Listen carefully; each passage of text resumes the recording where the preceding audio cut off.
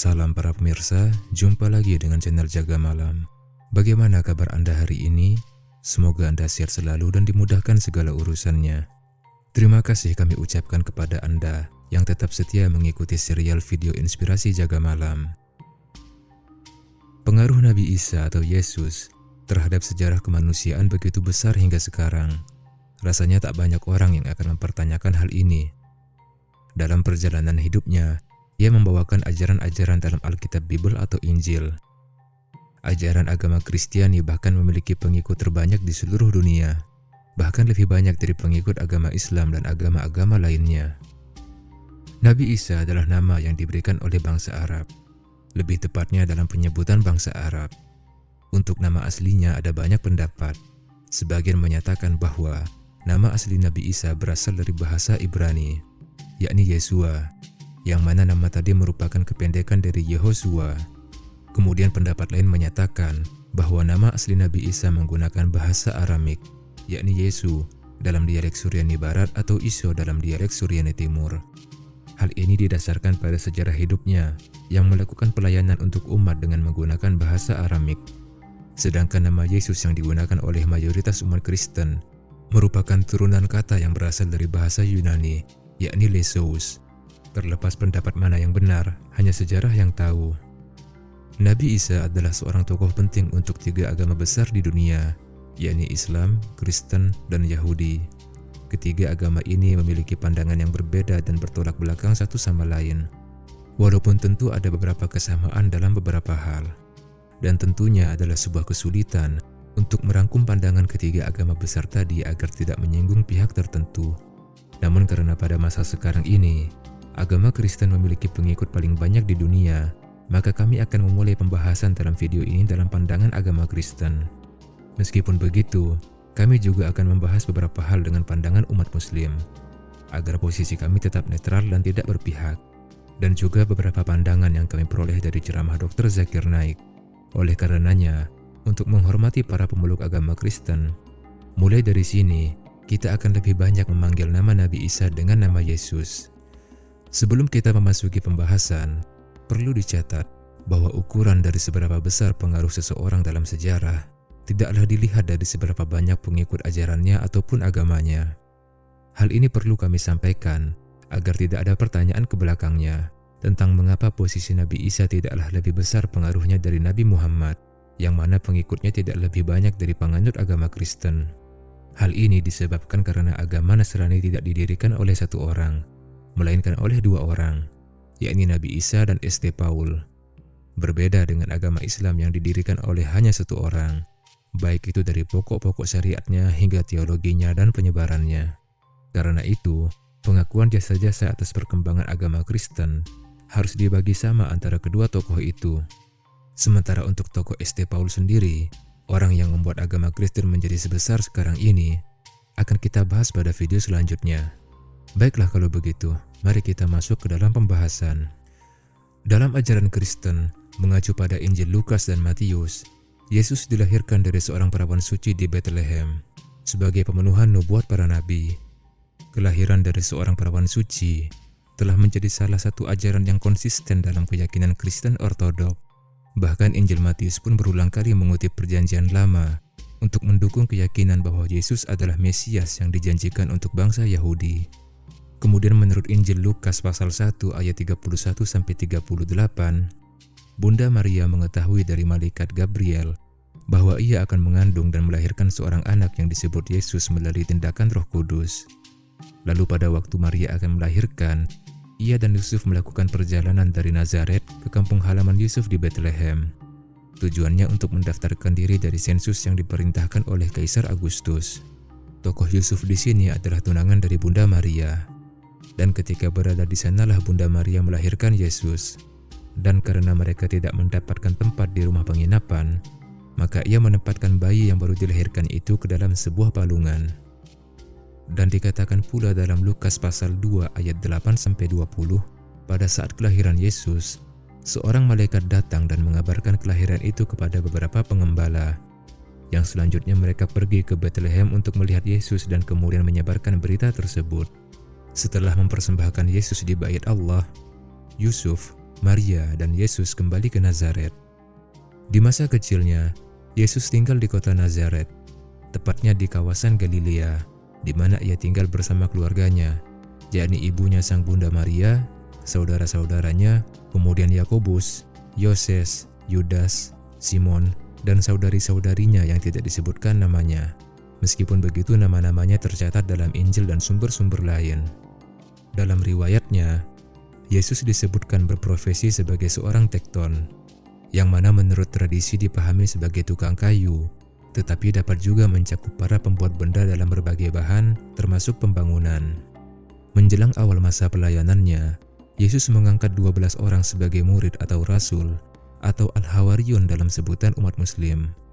Menurut Injil Matius, ke-12 murid Yesus ini adalah Simon atau Petrus, Andreas saudara Simon, Yakobus bin Zebedeus, Yohanes saudara Yakobus, Filipus, Bartolomius, Thomas, Matius si pemungut cukai, Yakobus bin Alfeus, Thaddeus atau Lebeus, Simon orang Kanaan, dan Yudas Iskariot. Terlepas dari ke-12 rasul tadi, disebutkan juga dalam Lukas pasal 10 ayat 1-16 bahwa Yesus mengutus 70 atau 72 pengikutnya secara berpasangan untuk mempersiapkan kota-kota yang akan dikunjungi Yesus. Mereka diperintahkan untuk menerima keramah tamahan pemilik rumah yang bersedia menampung mereka, menyembuhkan orang-orang sakit, dan menyebarkan berita tentang datangnya kerajaan Allah. Disebutkan dalam Injil Sinoptik, Yesus mengajarkan secara luas, seringkali dengan perumpamaan, mengenai kerajaan Allah atau kerajaan surga. Yesus memanggil orang-orang untuk bertaubat dari dosa mereka dan mengabdikan diri sepenuhnya kepada Allah. Yesus mengatakan kepada para pengikutnya untuk berpegang teguh pada hukum Yahudi. Ketika ditanya mengenai apa perintah terbesarnya, Yesus menjawab, "Kasihilah Tuhan, Allahmu, dengan segenap hatimu, dan dengan segenap jiwamu, dan dengan segenap akal budimu." Dan hukum yang kedua sama dengan itu ialah, "Kasihilah sesamamu seperti dirimu sendiri." Sementara ajaran-ajaran etika yang lain dari Yesus, diantaranya mengasihi musuh, menjauhkan diri dari kebencian dan hawa nafsu, serta memberi pipi yang lain jika ditampar orang. Injil Yohanes menyajikan ajaran-ajaran Yesus bukan hanya sebagai pewartaannya sendiri, tetapi juga sebagai wahyu ilahi. Sebagai contoh, Yohanes Pembaptis dalam Yohanes pasal 3 ayat 34 menyatakan bahwa sebab siapa yang diutus Allah, dialah yang menyampaikan firman Allah, karena Allah mengaruniakan rohnya dengan tidak terbatas. Kemudian dalam Yohanes pasal 7 ayat 16, Yesus mengatakan, "Ajaranku tidak berasal dari diriku sendiri, tetapi dari Dia yang telah mengutus aku." Ia menegaskan hal yang sama dalam Yohanes pasal 14 ayat 10. "Tidak percayakah engkau bahwa aku di dalam Bapa dan Bapa di dalam aku? Apa yang aku katakan kepadamu tidak aku katakan dari diriku sendiri, tetapi Bapa yang diam di dalam aku, Dialah yang melakukan pekerjaannya." Perumpamaan yang sering dikatakan oleh Yesus seringkali mengandung simbolisme dan biasanya mengaitkan dunia jasmani dengan rohani. Tema-tema umum dalam kisah-kisah ini misalnya kebaikan dan kemurahan hati Allah, serta bahaya-bahaya pelanggaran. Beberapa perumpamaan Yesus, seperti anak yang hilang, relatif sederhana dan mudah dipahami, sementara yang lainnya seperti benih yang tumbuh, termasuk kompleks, mendalam, dan sulit dipahami. Dalam laporan-laporan Injil, Yesus memberikan porsi besar dalam pelayanannya dengan melakukan berbagai mukjizat, terutama dalam bidang penyembuhan. Mukjizat-mukjizat tersebut dapat diklasifikasikan ke dalam dua kategori utama, yakni mukjizat penyembuhan dan mukjizat alam. Adapun mukjizat penyembuhan yang dilakukan Yesus, diantaranya adalah menyembuhkan penyakit fisik, eksorsisme atau pengusiran setan, dan membangkitkan orang yang telah mati. Sedangkan mukjizat alam memperlihatkan kuasa Yesus atas alam, misalnya berjalan di atas air dan meredakan badai. Yesus menyatakan bahwa mukjizat yang dilakukannya berasal dari sumber ilahi, sementara para lawan Yesus menuduhnya melakukan eksorsisme dengan kuasa Beelzebul atau Beelzebub si penghulu para setan. Namun Yesus hanya menanggapi mereka dengan mengatakan bahwa ia melakukan mukjizat dengan kuasa Allah, sebagaimana yang tertulis dalam Lukas pasal 11 ayat 20. Sedikit banyaknya, apa yang digambarkan oleh agama Kristen memiliki beberapa kemiripan dengan apa yang digambarkan oleh umat Muslim. Seperti halnya kelahiran dan mukjizat, konsep keyakinan tentang kelahiran Yesus oleh seorang wanita perawan tentunya juga diyakini oleh umat Muslim. Dalam pandangan umat Muslim sebagaimana yang tertuang dalam Al-Quran, Al-Quran menjelaskan bahwa Maryam mengandung Yesus atau Nabi Isa secara mukjizat, yakni dalam keadaan perawan dan tanpa campur tangan laki-laki. Al-Quran dan keterangan para ulama menyebutkan bahwa Maryam keluar dari Baitul Maqdis ketika haid. Saat Maryam mengasihkan diri dari keluarganya ke sebelah timur, seorang laki-laki mendatanginya. Maryam yang sangat menjaga diri dari lelaki asing, kemudian berkata kepada lelaki itu, "Sungguh, aku berlindung kepada Tuhan yang Maha Pengasih terhadapmu, jika engkau orang yang bertakwa." Namun ternyata laki-laki yang mendatanginya adalah malaikat Jibril, yang datang untuk mengabarkan bahwa Maryam akan memiliki seorang putra. Mendengar pernyataan itu, Maryam keheranan lantaran dia belum bersuami, juga menyatakan bahwa dirinya bukanlah seorang pezina. Lalu malaikat Jibril menjawab bahwa hal itu adalah mudah bagi Allah dan sudah menjadi ketetapannya. Menurut kitab Injil, malaikat Jibril menyampaikan kabar tersebut saat Maryam ada di Nazaret. Disebutkan pula bahwa kala itu, Maryam sudah berstatus sebagai tunangan seorang lelaki Bani Israel keturunan Daud yang bernama Yusuf. Tetapi mereka belum hidup sebagai suami istri. Dikatakan bahwa Maryam melahirkan putranya Nabi Isa di Bethlehem saat masa kekuasaan Kaisar Romawi Agustus, dan ketika Palestina dipimpin oleh Raja Herodes Agung. Para sarjana berpendapat bahwa Nabi Isa lahir antara tahun 6 sampai 4 sebelum Masehi. Al-Quran menjelaskan bahwa saat Maryam merasa sakit karena melahirkan, Maryam bersandar pada pohon kurma dan berujar, "Wahai, betapa baiknya aku mati sebelum ini, dan aku menjadi seorang yang tidak diperhatikan dan dilupakan." Kemudian ia mendengar suara menyeru kepadanya yang mengatakan agar ia tidak bersedih, sebab Allah telah menjadikan anak sungai mengalir di bawahnya. Maryam juga diminta untuk menggoyang-goyangkan pangkal pohon kurma, supaya buah kurmanya jatuh kepada Maryam. Maryam juga diperintahkan untuk tidak berbicara kepada siapapun pada hari ini. Terkait sosok yang menyuruh kepada Maryam, sebagian penafsir menyebutkan bahwa ia adalah malaikat Jibril, sedangkan tafsiran lain menyebutkan bahwa ia adalah Nabi Isa. Diterangkan dalam Al-Quran bahwa saat Maryam kembali dengan menggendong Nabi Isa, kaumnya mencelanya, menyatakan bahwa dia telah melakukan sesuatu yang sangat mungkar. Mereka juga mengatakan, "Hai saudari Harun, ayahmu bukanlah seorang yang buruk perangainya, dan ibumu bukanlah pula seorang pezina." Namun Maryam tidak menjawab cercaan mereka dan memberi isyarat kepada bayinya. Melihat hal itu, kaumnya terheran-heran karena diminta bicara dengan seorang bayi. Namun Nabi Isa yang masih bayi berbicara kepada mereka. Ia menjelaskan bahwa dirinya adalah hamba Allah yang diangkat sebagai nabi, dianugerahi kitab dan diberkahi oleh Allah. Dan perlu dicatat, mukjizat Nabi Isa yang bisa berbicara saat masih bayi hanya disebutkan dalam agama Islam. Sementara di dalam kitab Injil tidak ditemukan tentang keterangan tersebut. Alkitab menyebutkan bahwa demi menghindari kelahiran seorang Mesias, Raja Herodes Agung memerintahkan agar membunuh semua bayi laki-laki di Bethlehem yang berumur 2 tahun ke bawah. Untungnya, Nabi Isa beserta Maryam dan Yusuf sendiri sudah hijrah duluan ke Mesir dan tinggal di sana. Peristiwa hijrahnya Nabi Isa dan Maryam ke Mesir tidak tercantum dalam Al-Quran. Tapi ayat yang menyatakan bahwa Allah melindungi Maryam dan putranya di sebuah dataran tinggi dengan mata air yang mengalir, ditafsirkan sebagai isyarat akan hal tersebut. Alkitab menyebutkan bahwa Nabi Isa, Maryam, dan Yusuf kembali lagi ke Palestina setelah Herodes Agung mangkat. Namun mereka tidak kembali ke Bethlehem, karena kawasan tersebut kala itu telah masuk ke dalam wilayah kekuasaan Herodes Archelaus. Akhirnya mereka tinggal di kawasan Galilea di kota Nazaret, yang mana Galilea masuk ke dalam wilayah kekuasaan Herodes Antipas. Herodes Agung diperkirakan mangkat pada tahun 4 sebelum Masehi. Berbagai riwayat dari para ulama menerangkan bahwa kehidupan Nabi Isa sangatlah sederhana. Disebutkan bahwa Nabi Isa merupakan pemimpin bagi orang-orang zuhud di hari kiamat. Riwayat lain menjelaskan bahwa Nabi Isa mengenakan pakaian bulu, memakan dedaunan, tidak memiliki rumah, keluarga, harta benda, dan tidak menyimpan sesuatu untuk hari esok. Ada juga yang menyatakan bahwa Nabi Isa makan dari hasil ibunya sebagai seorang tukang tenun kain. Dan ada juga sebuah kisah yang menerangkan bahwa Saat Nabi Isa merasakan kenikmatan tidur dengan berbantalkan batu, iblis menghampirinya dan berkata, "Wahai Nabi Isa, bukankah engkau pernah bilang bahwa engkau tidak menginginkan kenikmatan dunia? Bukankah batu itu bagian dari kenikmatan dunia?" Mendengar hal itu, Nabi Isa kemudian bangun dan melemparkan batu itu kepada iblis. Dalam riwayat lain dikatakan pula bahwa pada suatu hari, Nabi Isa membawa emas dan pasir di masing-masing tangannya. Dia bertanya kepada orang-orang mengenai benda mana yang lebih menyenangkan hati mereka, dan jawaban mereka adalah emas. Nabi Isa kemudian membalas, "Bagiku, keduanya adalah sama."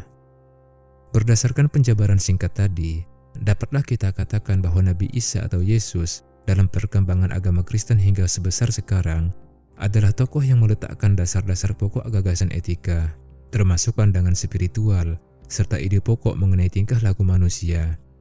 Sedangkan teologi agama Kristen, dasar-dasarnya dikelola oleh St. Paul.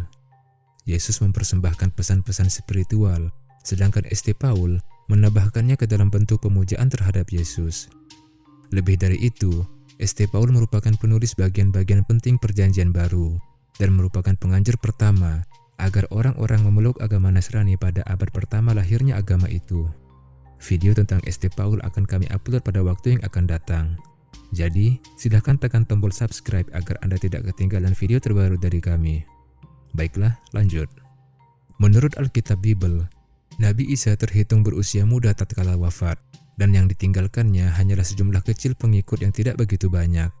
Sepeninggalnya, pengikutnya cuma terdiri dari sejumlah kecil sekte Yahudi.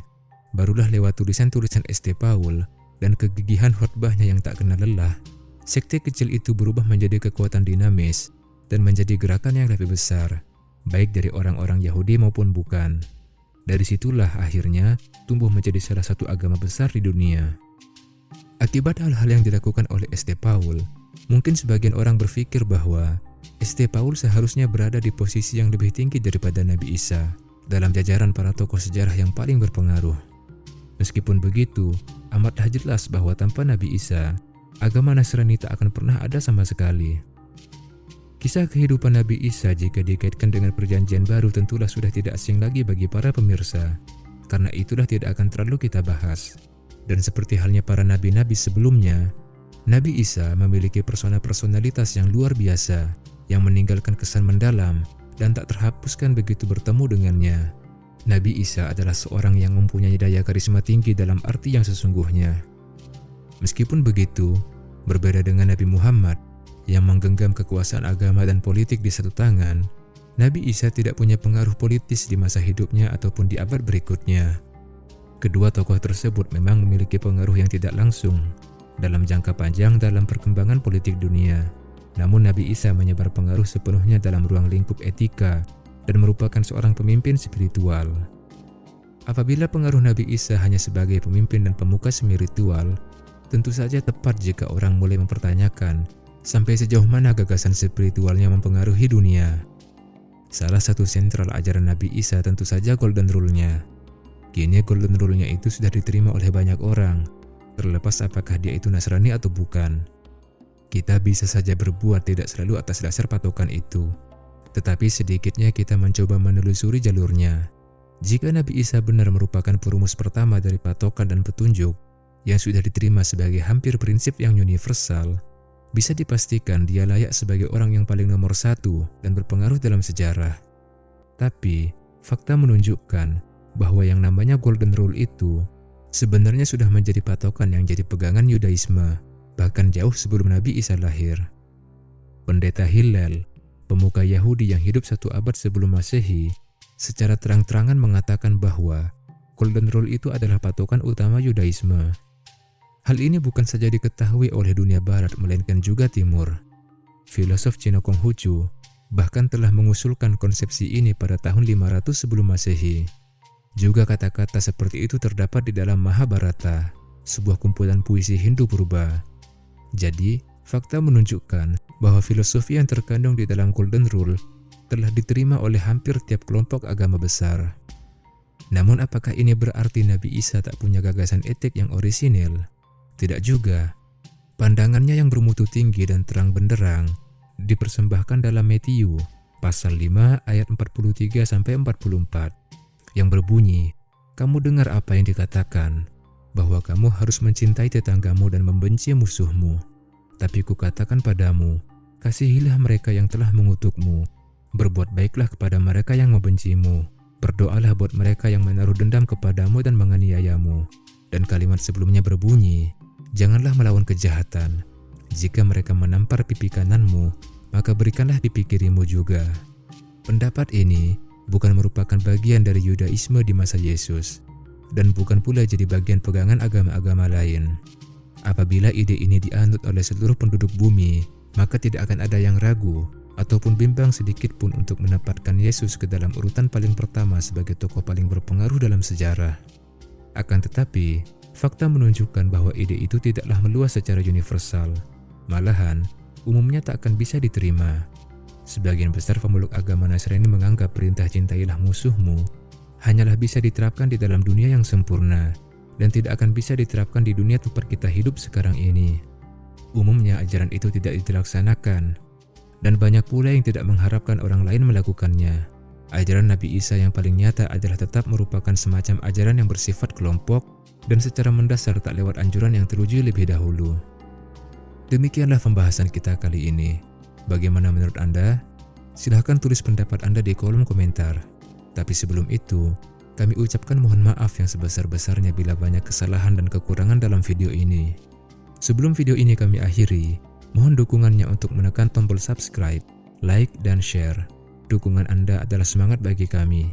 Semoga Anda sehat selalu dan dipermudah segala urusannya.